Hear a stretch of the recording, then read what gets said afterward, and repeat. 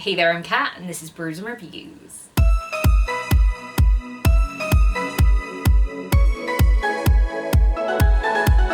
It's time to talk about all the books that I read in March, so let's get straight into this. Now, I read basically an entire series this month, and I'm quite proud of myself there, especially because I read 4 of those books in that series in the same day. Like a person with no life. Which I am. It was the Elfhame series by Holly Black. I read The Cruel Prince, The Wicked King, Queen of Nothing, The Lost Sisters novella, How the King of Elfhame Learned to Hate Stories, and The Stolen Heir. So let's have a quick rundown of this series, because I have read these 3 books before and really enjoyed them. I enjoyed them more the second time round. Now that I knew where it was going to go and I was looking at things in a particular way, I was like, wow, I just love Jude and Carden. And actually, I just love everything about this series. I just find it really fun. I feel like all of the plotting and the manipulation and all the planning that Jude does, just being in Jude's head generally is just really fun, and I really like to see how she comes up with ways to combat everybody else's plots and manipulations, and I just really enjoy the series. I will say the end of The Wicked King does still give me secondhand embarrassment, like really, really bad cringe for Jude, and I'm like, please stop Jude, stop. But aside from that, it's really fun, and I love how The Queen of Nothing goes. I really enjoyed reading them like as a set, because I feel like the first book can stand on its own really well, but if you read the second book and the third book really close together, then it just feels like one book, and I feel like that's how it's meant to be read. I also read the little novella The Lost Sisters, which is essentially Taryn's tale. Now Taryn's Jude's twin sister, and she has her own story going on, and I think it was really interesting to actually get inside her head. I mean, it didn't make me like her very much more, but I kind of like that in The Cruel Prince, you don't really like any of the characters. They're all kind of assholes, and I love that. So, you know, it was successful for me. I enjoyed reading that and getting more context for her behaviour and how she acts about things, so that was fun to see. I ended up rating that one 3.5 out of 5 stars. It's very short, it's like 50 pages, so I don't think I can really give it much more than that. Just for the record, I gave all of these 5 out of 5 stars, which was an improvement from my previous rating, because I just feel like I was really in the mood for this and it really worked for me this time. Then we have How the King of Elfhame Learned to Hate Stories, and this one was one that I thought that I wasn't going to enjoy. I thought, oh, I don't want to hear some random stories in like this world. And it wasn't that. It was Carden as a child and how he sort of grew up, and there's bits of The Cruel Prince from Carden's point of view, and I enjoyed that a lot. I just enjoyed being in Carden's head, and I wish there was more of that, to be honest. I really thought it would just be like little snippets, but I feel like the way that the story was sort of woven together really worked, and I ended up really enjoying it. I gave it 4.5 out of 5 stars. Really not what I was expecting. And then I picked up The Stolen Heir, which is kind of the start of a sequel duology. It follows characters who were much younger in the previous book, so there's obviously been a time jump here and we're following different characters. Our prospective character was someone who was a really small part in The Queen of Nothing, but I think it's really interesting because you're seeing this book from the point of view of somebody who is not in charge of all the manipulations and the plotting. There are other people around her that are doing that, but not her. So I think it was a really different kind of book, and I think I liked it slightly less because part of the endearing thing for me about the series as a whole is all the plotting and the manipulation and the politics and that sort of thing. And this is more of like a quest story where you're going from A to B to achieve a goal, essentially. If you want to know more about my thoughts and see a recap of this entire story, there is a video. I'll link it in the description below. Enjoy. I gave this one 4 out of 5 stars, and essentially I read all of these books so that I could read the sequel to this, which is The Prisoner's Throne, and then I didn't. I burnt myself out. I read too many books at one point in time, and now I feel sad about it, but I will read that eventually, maybe in April, who knows. Now next up I read I Know Everything by Matthew Farrell. This was a book that I picked up purely because 1, it was free, and 2, it had the word every in it, and I was realising that I haven't really read many books that have the word every in it, and since I've been doing these recommendations for the Buzzword Readathon, I thought, oh, pick up some books that have the word every in it. And turns out that I didn't love this one and shan't be recommending it. This is a murder mystery detective novel. I think it's actually a prequel to a set of novels like before certain characters have teamed up, and I just didn't love it. Like, the main character was fine. If I'm honest, the ending of it killed me. It was fine right up until the answer was what it was. Just put me on mute if you don't want any spoilers till I put my hand down. The answer was dissociative identity disorder, and it wasn't well done. It wasn't. If the answer had been anything but mental health, then I could have taken it, but no. So it killed it for me. So there we have it. I rated that one 3 out of 5 stars, mostly because it was good up until that. and then it really tanked it for me. The next book I read was called You Can Follow Me by Joe Brenner. Now this was a Kindle book I picked up on Stuffy Kindle Day last year sometime, and I thought I'll just pick a random one off there and read it, and wow. So this one is about a woman who hooks up with a Marine and then just goes away for 2 years, and then, oh, she gets kidnapped by 3 guys, 3 ex-Marines, all of whom she has slept with, though she doesn't know, but they're all buds, and they're like, let's kidnap this lady. And honestly, that's not even the most deranged part of this. It actually got worse. If you like Why Choose, nobody's choosing, they're all together, they're all doing all sorts of things all the time, and she's like, can I just be free though? Would you mind? And they're like, no, let's have sex. So essentially, the smut was good. If you want to read a lot of smut, then that's great. But all of the people made questionable decisions and had questionable thoughts, and we're all kind of just horrible people. I'll forgive the woman because at least, like, you know, she's been kidnapped. Her thoughts can be anywhere, but like the 3 guys have got like issues.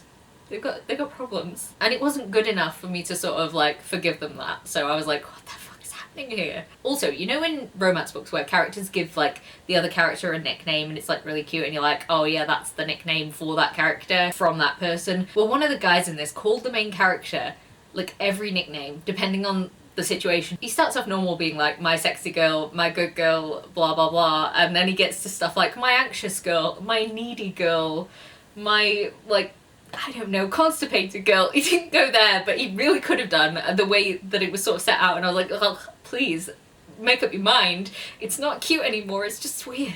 So I ended up rating that one 3 out of 5 stars, purely for the smut.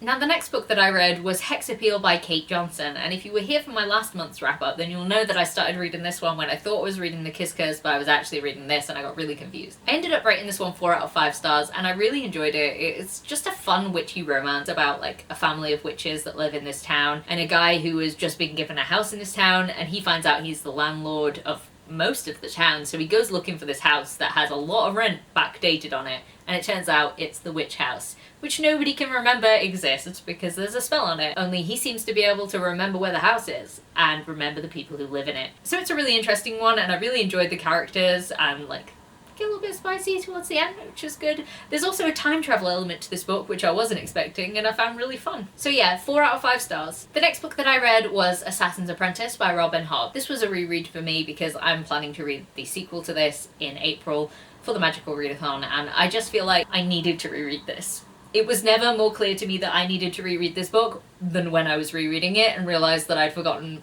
90% of what happened in the middle of the book. I remember the beginning, I remember the end, the middle just fell right out of my head. Where did that go? I forgot everything about the forge. I forgot everything about his like training montage with the magic and all of the depressing bits in the middle. Like, really, I forgot so much of this book.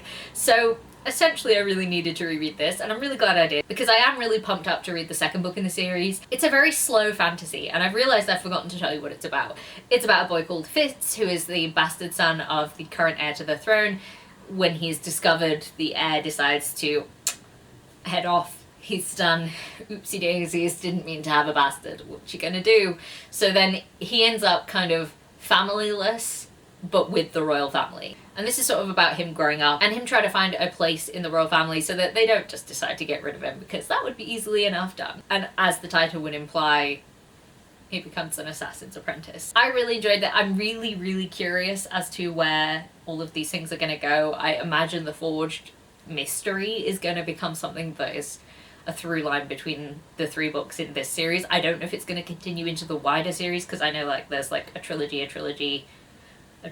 and then I think another book that wraps it all up. I'm not sure. Either way, I'm excited to continue with this, and I gave it 4 out of 5 stars. The next book that I read was Norse Mythology by Neil Gaiman. This was the one that you guys voted for in my TBR video, and it was fine. I gave it 3 out of 5 stars. Me and Neil Gaiman don't always get along, and actually I will say that I didn't have a problem with his writing style in here.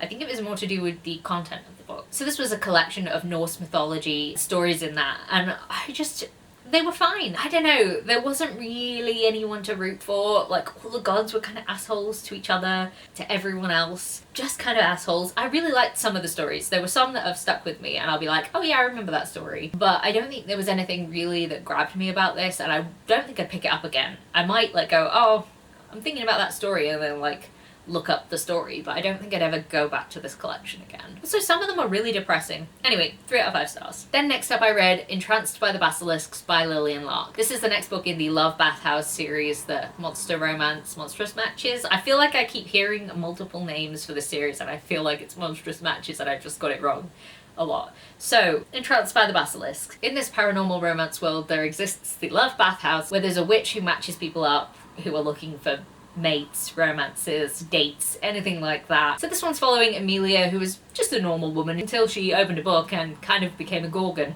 So that wasn't the best start to the workday for her. So she goes to the Love Bathhouse to try and figure out how to be uncursed, and in the meantime she ends up with her grumpy, surly, sullen boss, who is a basilisk, and his on and off hookup guy, who is also a basilisk, but much older, much stronger, and much more powerful. Just be aware, there's a lot of inaccurate snake anatomy in this. There are snake boys. Snaky boys. I always find that Lillian Lark's writing is really easy to read, and just generally I like her work, and her smut is really, really good. So if you're in the mood for a monster romance, I definitely recommend Lillian Lark. One of the best things about this book particularly is that all 3 of these people were in a relationship together, and they all had very obvious problems and things that they were trying to deal with, but the other people in the relationship were very good at helping them through that. Like, they all seemed to be considerate of each other and help each other through things, and I really like that. I feel like it could have been done so wrong with certain things, especially as one of the characters really likes to be secretive and have all the knowledge and be like, it'll all work out if I just keep this secret, and it's like, well, this could all have gone wrong. And you know, it was just good the way that it was handled. I gave it 5 out of 5 stars, really enjoyed it. The next book that I read was The Lost Hero by Rick Riordan. This is the first book in the Heroes of Olympus series. I buddy read this one with Emily from Novelle Novels, even though I just failed at reading this when I was supposed to read it, but I'm all caught up now, so the next one will be buddy reading it more than I achieved with this one, because I was really slow to read this one. And I feel like it's really weird because this is a reread for me, and I found it harder this time to enjoy it than I did the previous time, and I just personally don't think that Jason is quite as compelling as Percy is, and following him is just less fun. I miss Percy's snark. I miss Percy. So I do think that this one struggled. I actually downgraded the rating for this one, and it's now a 3.5 out of 5 stars for me. Generally just found it quite hard to get through. I do love Leo and I love Piper. I just wish there were more of the OGs in there. I don't know. I miss them. And the final book that I read in March was Transmography, which is 14 fantastical tales of trans magic. This is a collection of short stories by trans and non-binary authors, featuring trans and non-binary characters, and generally I just really enjoyed it. Usually I struggle a little bit with short story collections, and I find that there's only like 1 or 2 standout stories in here, and I found myself while I was reading this one thinking, God, I wish this was a longer story. Like, I wish there was more to this. There were so many of them that I just found myself like really wrapped up in. And there's one particularly towards the end that I really, really enjoyed, and just like I'd probably go back and read it again. Or maybe that this particular collection was a bit more standout than the usual ones that I've read. I don't know. I gave it 4 out of 5 stars, and there's only probably maybe 2 duds in this story that I didn't particularly care for. The rest of them all hits. Definitely recommend this one. So there we have it. Those are all the books that I read in March. If you made it to this part in the video, please leave me a stack of books emoji, because that would be great. And if you like this video, please leave a like, comment, subscribe, and I'll see you in the next one. Bye!